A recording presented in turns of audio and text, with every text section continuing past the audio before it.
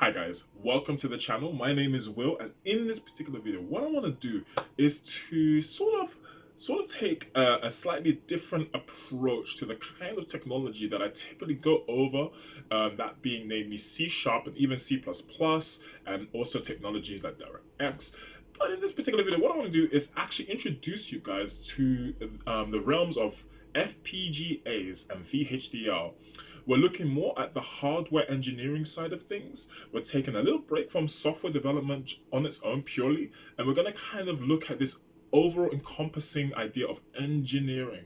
And I thought it'd be quite a good place to start by looking at VHDL and FPGA. So without much further ado, let's get straight into this video. So I'm just gonna click the slide, get started. So what we're gonna go through in this very brief primer, well, what is an FPGA? Why are they relevant? An introduction to VHDL design environments, and we're gonna summarize the whole thing at the end, okay? So what is an FPGA? FPGAs, field programmable, Gatorade, a little bit of a mouthful, are integrated circuits, typically off the shelf, that allow for reprogrammable configuration that can execute designer-specified circuit logic and behavior. What this basically means is that if you consider a typical machine, say, I don't know, a video gaming machine such as a Sega Dreamcast or a Nintendo GameCube, they are systems upon subsystems, that do different things in a bespoke manner, but overall encompass this idea of taking an input and generating an output.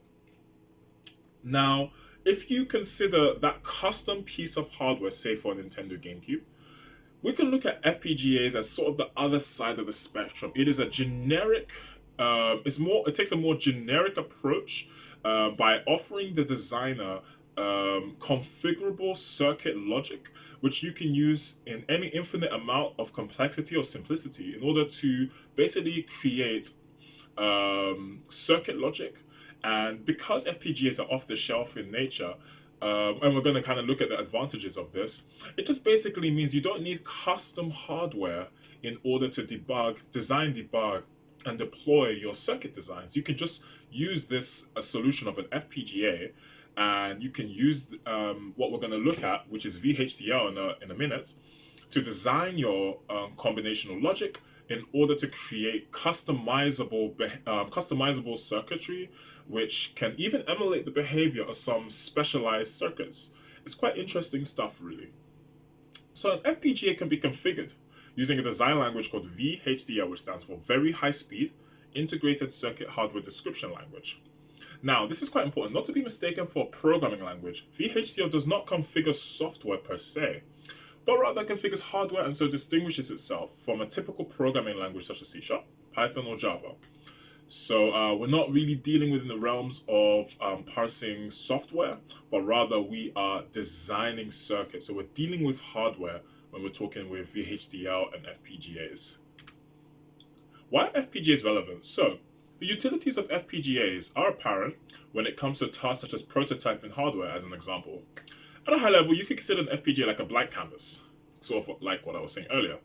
At a base level, you can make an effectively infinitely complex, as I said, or simple machine configuration without needing custom hardware.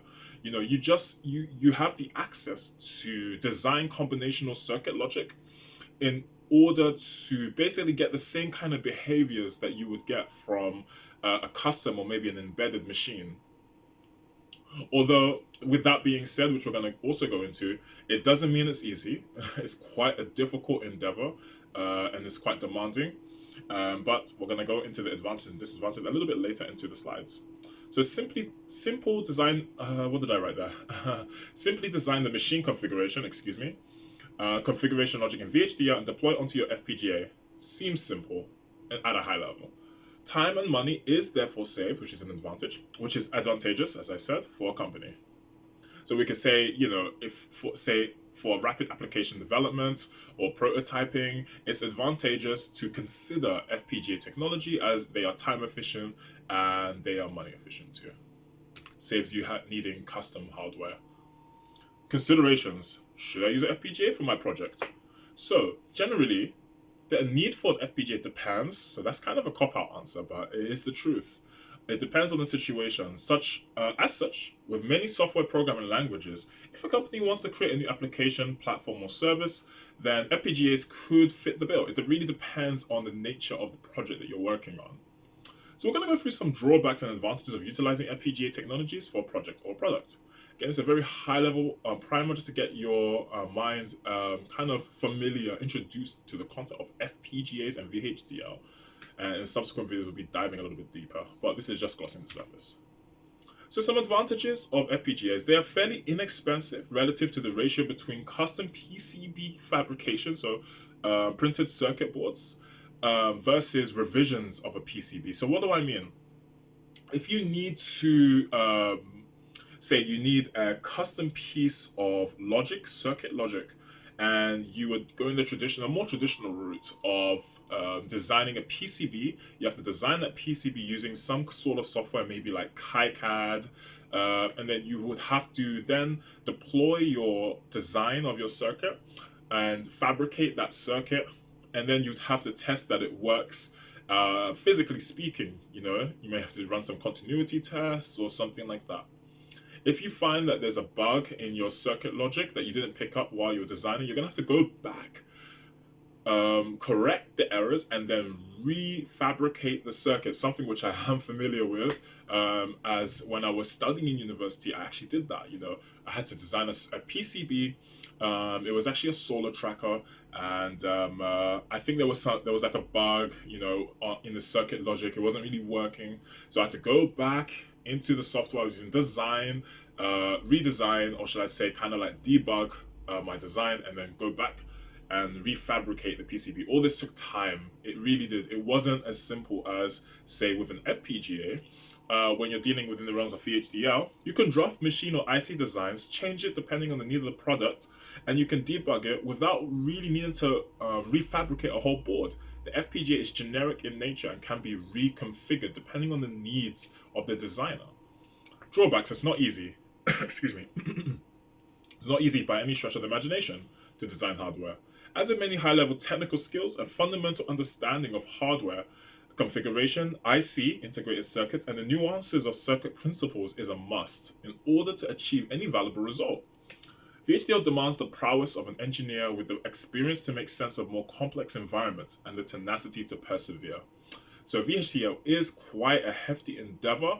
I have used VHDL. I've written and studied VHDL at university, and it definitely does demand some experience. Especially, it definitely helps if you have the underlying knowledge and understanding of, even I would go as far as to say, software paradigms as well, because that's kind of transposable into the whole realms of designing circuits. Because let's face it, you're writing VHDL code, as it were.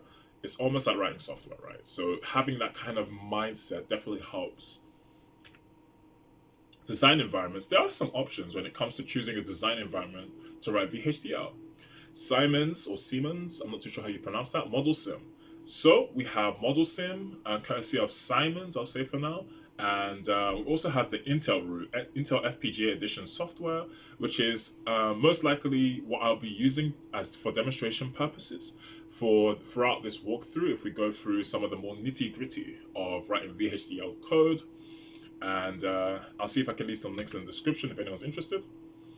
And that brings us towards the end of the video. So summary, we went over FPGAs, field programmable gate arrays, VHDL, very high-speed integrated circuit hardware description language, and the advantages and disadvantages of utilizing FPGAs in your project.